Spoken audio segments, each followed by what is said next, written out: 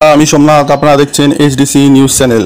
আজকের যে লেটেস্ট নিউজটি নিয়ে আপনাদের সামনে উপস্থিত হয়েছি তা হলো, আপনারা জানেন যে গত 7ই মে সুপ্রিম কোর্ট থেকে যে রায় দেওয়া হয়েছিল যে প্রায় 26,000 শিক্ষকের অন্তর্বর্তীকালীন স্থগিতাদেশ দেওয়া হয়েছে, অর্থাৎ কলকাতা হাইকোর্টের যে রায় তার উপর স্থগিতাদেশ দিয়েছিল। কিন্তু সুপ্রিম কোর্ট থেকে বলা হয়েছে যে সিবিআই কিন্তু এই সময়কালে, অর্থাৎ পরবর্তী ডেট যে 16ই জুলাই আছে, সেই 16ই জুলাইয়ে সিবিআই কিন্তু আবার এর মধ্যে তদন্ত করবে এবং তদন্ত করে তাদের রিপোর্ট কিন্তু তারা 16ই জুলাই সুপ্রিম কোর্টের কাছে পেশ করবে। সেই ক্ষেত্রে সিবিআই দেখুন আজকের একটি নোটিশ জারি করেছে। যারা এইসব ক্যান্ডিডেট আছে অযোগ্য বলে এসএসসি জানিয়েছিল, সেই সব অযোগ্য ক্যান্ডিডেটদের বা যোগ্য যারা আছেন প্রত্যেক ক্যান্ডিডেটদেরই হয়তো সিবিআই তাদের প্রয়োজনীয় নথি সহ কিন্তু তাদের দপ্তরে দেখে পাঠিয়েছে। কি সেই নিউজ, সেই নিয়ে আজকে আপনাদের সঙ্গে আলোচনা করব। এরকম লেটেস্ট আপডেট পেতে হলে অবশ্যই আমাদের চ্যানেলটিকে লাইক, সাবস্ক্রাইব এবং বন্ধুদের সঙ্গে শেয়ার করবেন। আপনারা জানেন যে গত যে শুনানি হয়েছিল অর্থাৎ 7ই মেতে, সেই শুনানির সময় আপনার এসএসসি কিন্তু সুপ্রিম কোর্টকে জানিয়েছিল যে তারা যোগ্য এবং অযোগ্যদের ক্যান্ডিডেটদের যে নাম তারা সার্টিফাইড আকারে কিন্তু সুপ্রিম কোর্টে জমা দিতে প্রস্তুত। অর্থাৎ তারা বলেছে প্রায় 8,300 জন মতো অযোগ্য আছে, বাদবাকি যারা আছে তারা যোগ্য বলে প্রমাণিত হবে এবং তারা সেগুলো আরও খতিয়ে দেখে সমগ্র রিপোর্টটি সুপ্রিম কোর্টের কাছে কিন্তু আপনার এই পরবর্তী 16ই যে জুলাই যে হিয়ারিং হচ্ছে, সেই হিয়ারিংয়ের সময় তারা কিন্তু উপস্থিত করবে। সেক্ষেত্রে সুপ্রিম কোর্ট কিন্তু বলেছে যে এসএসসি যেরকম করছে কিন্তু সিবিআইকেও কিন্তু তদন্ত থামিয়ে রাখলে চলবে না। সেই সময় সুপ্রিম কোর্ট কিন্তু সিবিআই যারা ছিলেন, উকিল ছিলেন, তাদের কিন্তু ভর্ৎসনা করেন এবং বলেছেন যে আপনারা এত দেরি করছেন কেন, আপনারা যোগ্য অযোগ্যের কেন একটি আলাদা তালিকা তৈরি করছেন না। সেই অর্ডারের ভিত্তিতে দেখুন সিবিআই কিন্তু এখন নোটিশ জারি করতে চলেছে। আগে কিছু ডিস্ট্রিক্টে হয়েছিল কি, যে যারা শিক্ষা দপ্তর থেকে অর্থাৎ ডিআই অফিস থেকে যেসব ক্যান্ডিডেটরা অযোগ্য বলে প্রমাণিত হয়েছিলেন বা যাদের ওএমআর শিটে ডিস্টার্ব ছিল, এইসব ক্যান্ডিডেটদের তারা ডেকে তাদের কিন্তু একাডেমিক যে কোয়ালিফিকেশন সেগুলো সব যাচাই করেছিল। যাচাই করে তারা সিবিআইয়ের কাছে রিপোর্ট পাঠিয়েছে। কিন্তু এই সুপ্রিম কোর্টের ধাক্কায় সিবিআই কিন্তু এবার সরাসরি, এই প্রথমই এখন সিবিআই কিন্তু সরাসরি সেই সব প্রার্থীদের তাদের অফিসে ডাকছে। অফিসে ডেকে তারা বিচার করবে যে কারা যোগ্য এবং কারা অযোগ্য এবং সেই টাকা পয়সা তারা কোন দিকে দিয়েছে বা কিভাবে এই র্যাঙ্ক জাম্প তারা করতে সমর্থ হয়েছে, কাদের সাহায্য করেছে, সমস্ত কিছু তথ্য কিন্তু এবার সিবিআই নিতে চলেছে। সেরকমই দেখুন নোটিশ একটি আমার কাছে এসেছে। এই নোটিশটি আপনাদের সঙ্গে আমি দেখাচ্ছি।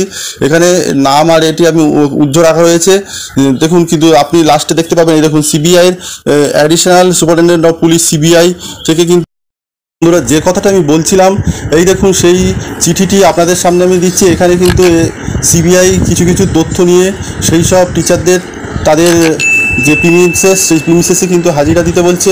এখানে দেখুন যে কেস নম্বরটি দেওয়া আছে, উল্লেখ করা রয়েছে এবং কটার সময় আসতে হবে সেটাও কিন্তু তারা দিয়ে দিচ্ছে। ডেট আর টাইমটা কিন্তু তারা কিন্তু ভীষণভাবে মেনশন করে দিচ্ছে। যেমন এনাকে যেমন বলেছিল দেখুন 11/5/24 মোটামুটি 12টার দিকে কিন্তু তাকে হাজিরা দিতে বলা হয়েছে। এরকম আপনাদের যাদের কাছে চিঠি আসবে তাদের কিন্তু ওরকম ডেট আর টাইমটা দিয়ে দেবে, সেই পার্টিকুলার ডেট এবং টাইমে আপনারা হাজিরা দেবেন। এখানে ঠিকানাও দিয়ে দিয়েছে দেখুন, CBI Kolkata 15th floor Nizam palace, 2nd MSO building, 234/4 এজিসি Bose road, Kolkata 20। এখানে কিন্তু আপনার উপস্থিত হতে হবে আপনাদের।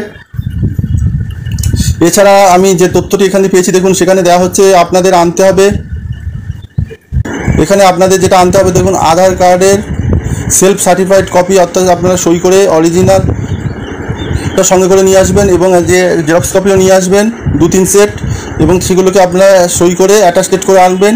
এছাড়া আপনারা প্যান কার্ড আনবেন, ভোটার আইডি কার্ডও নিয়ে আসবেন। এছাড়া 2খানা পাসপোর্ট সাইজ ফটো কিন্তু আপনাদের আনতে হবে। এছাড়া আপনাদের যে ডকুমেন্টসগুলো সিবিআইয়ের কাছে পেশ করতে হবে সেগুলো হলো দেখুন এখানে বলে দিচ্ছি আপনাদের, অরিজিনাল অ্যাডমিট কার্ড যেটা এসএসসি থেকে আপনাদের ইস্যু করা হয়েছিল 2016 সালে, সেটা আপনি নিয়ে আসবেন। অ্যাসিস্ট্যান্ট টিচার 9-10-এর যে অ্যাডমিট কার্ডটি দেওয়া হয়েছিল সেটা। এছাড়া হচ্ছে দেখুন এখানে যে copy of summary of written রেজাল্টের যে এটি আর কি একটা সামারি ছিল যে লিস্টটি, সেই লিস্টটা নিয়ে আসতে হবে আপনাদের। Summary of result by the commission showing the result status and direction for attending interview and physical ভেরিফিকেশনের সময় যে আপনারা উপস্থিত কমিশন থেকে যে রেজাল্টটি পাবলিশ করা হয়েছিল, সেই রেজাল্টের ভিত্তিতে আপনারা যখন ফিজিক্যাল ভেরিফিকেশান বা ইন্টারভিউর সময় ছিলেন সেই কাগজপত্র। এছাড়া original copy of recommendation letter appointment to the set post অর্থাৎ সেই পোস্টের জন্য যে আপনারা রেকমেন্ডেশন লেটার যেটা পেয়েছিলেন, original and copy of appointment letter issued by the WBBSC board থেকে যেটি অ্যাপয়েন্টমেন্ট লেটার আপনাদের ইস্যু করা হয়েছিল সেখানে, এছাড়া original copy of joining report of স্কুলে যে জয়নিং যে লেটারটি আপনাদের সেই লেটারটি অরিজিনাল এবং সবটাই কিন্তু অরিজিনাল এবং তার একটা কপি রাখতে হবে, অন্তত 2-3 সেট করে আপনারা নিয়ে যাবেন সবাই। এছাড়া original and copy of the approval letter by the district inspector of school, DI থেকে যে আপনাদের অ্যাপ্রুভাল দিয়েছিল সেটি অরিজিনাল এবং তার কপি। এছাড়া আপনাদের দিতে হবে original and copy of the salary statement of salary receive from the school, সেই স্কুল থেকে আপনারা যে স্যালারি পেয়েছিলেন সেইটি একটি অরিজিনাল এবং তার কপি। আপনাদের এই মোটামুটি 7টা ডকুমেন্টস কিন্তু CBIয়ের কাছে দিতে হবে এবং 3খানা জিনিস আপনাদের নিয়ে যেতে হচ্ছে। কি নিয়ে যেতে হচ্ছে এখানে আমি একটু আগে বললাম। এখানে হলো যে অরিজিনাল সেলফ সার্টিফাইড কপি আধার কার্ড নিয়ে যেতে হবে, প্যান কার্ড নিয়ে যেতে হবে এবং ভোটার কার্ড আইডেন্টি কার্ড নিয়ে যেতে হবে এবং 2 কপি পাসপোর্ট সাইজ ফটো আপনাদের সঙ্গে করে নিয়ে যেতে হচ্ছে। অর্থাৎ বন্ধুরা, CBIও কিন্তু এখন তদন্ত করতে শুরু করে দিল এবং ভাবে অর্থাৎ যেসব শিক্ষকদের বিরুদ্ধে অভিযোগ উঠেছে সেই সব শিক্ষকদের নাম ধরে তারা কিন্তু চিঠি পাঠানো শুরু করে দিয়েছে এবং চিঠি পাঠিয়ে তারা কী ডকুমেন্টস তাদের সঙ্গে নিয়ে আসতে হবে এবং আইডেন্টিফিকেশনের জন্য Aadhaar card, voter card, PAN card এগুলো কিন্তু অবশ্যই আপনাদের নিয়ে যেতে হচ্ছে। এছাড়াও এই সংশ্লিষ্ট আপনাদের যেসব কাগজপত্র আপনাদের কাছে আছে সেগুলো আপনারা অরিজিনাল এবং জেরক্স কপিগুলো সঙ্গে রাখবেন, যেটা আপনাদের ওনারা চাইবেন সেটি আপনারা দিতে পারবেন। অতএব দেওয়ার ক্ষেত্রে বা তখন আপনার ডকুমেন্ট যে আনিনি বা ডকুমেন্ট পাইনি জানি না এই ব্যাপারগুলো আপনাদের তখন থাকবে না। CBI যে তদন্তটি করছে আশা করা যায় তারা দুধ এবং জলকে আলাদা করতে পারবে, অর্থাৎ চাল এবং কাপড়কে যদি আলাদা করা যায় তাহলে কিন্তু যারা যোগ্য চাকরি প্রার্থী আছেন অর্থাৎ যারা শিক্ষক শিক্ষিকারা বা শিক্ষাকর্মীরা আছেন তাদের ক্ষেত্রে কিন্তু একটি প্যানেল তৈরি করতে SSCরও কোনো সমস্যা হওয়ার কথা হবে না এবং তারাও কোর্টের কাছে অর্থাৎ সুপ্রিম কোর্টের কাছে যে 16 জুলাই তাদের রিপোর্টটি পেশ করতে পারবে, অর্থাৎ এরা যে নিশ্চিত যোগ্য এবং এরাই চাকরি পাওয়ার উপযুক্ত এরকম একটি লিস্ট বা সার্টিফাইড কপি যদি SSC সুপ্রিম কোর্টকে দিতে পারে এবং CBI যদি সেটাকে মান্যতা দেয় যে হ্যাঁ তারাও তদন্ত করে দেখেছে যে এরা যোগ্য এবং এরা অযোগ্য, তাহলে আশা করা যায় সুপ্রিম কোর্টে পরবর্তী যে ডেটটি আছে সেই ডেটে যারা সঠিক যোগ্য প্রার্থী আছে তাদের চাকরিটি আবার থেকে যাবে এবং কোনো রকম তাতে সমস্যা হবে না এবং যারা অযোগ্য আছেন তারা চাকরিটি তারা যে দুর্নীতির পথে নিয়ে হয়েছিল তারাও কিন্তু যোগ্য একটি শাস্তি পাবে এবং সুপ্রিম কোর্ট থেকে বলেই দিয়েছে যে তাদের সম্পূর্ণ যে স্যালারি তারা এতদিন পেয়েছেন সেই স্যালারি তাদের ফেরত দিতে হবে এবং তার সঙ্গে 12% সুদও দিয়ে তাদের পুরো টাকাটি কিন্তু ট্রেজারি অফিসে জমা দিয়ে দিতে হবে। এবং দেখা যাক SSC থেকে যে সিদ্ধান্ত নিয়েছে যে গত হিয়ারিংয়ে অর্থাৎ 7ই মেতে যে কথা তারা সুপ্রিম কোর্টের কাছে জানিয়েছে সেই কথাটি তারা কতটা মান্যতা দিতে পারে। আশা করা যায় যে SSCও খুব দ্রুততার সঙ্গে এই ব্যাপারটি নিয়ে এগোচ্ছে এবং তারাও তাদের মতো তারা তদন্ত শুরু করেছে এবং তারাও তাদের মতো তারা যোগ্য এবং অযোগ্যদের তালিকা উপযুক্ত যারা হবে তাদের তালিকাটি অবশ্যই সুপ্রিম কোর্টের কাছে পেশ করবে এবং অবশ্যই তারা সার্টিফাইড কপিটি দেবে।